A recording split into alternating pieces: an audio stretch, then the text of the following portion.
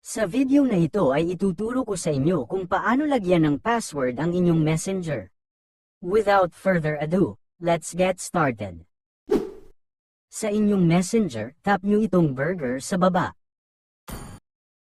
Tapos sa Settings. Scroll down lang tayo at itap ang Privacy and Safety. Sunod, dito sa App Lock.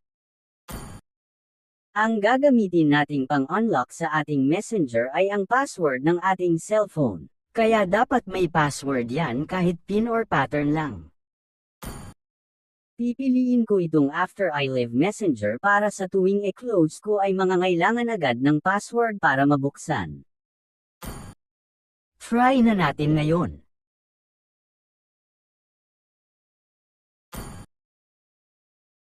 Naka-black screen ang screen ko dahil sa security policy.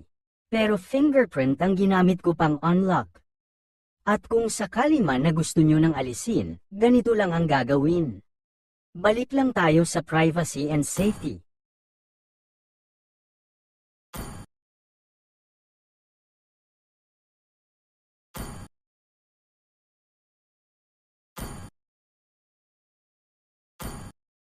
At yan natanggal na, ganun lang. Thanks for watching, sana may natutunan kayo kahit papano.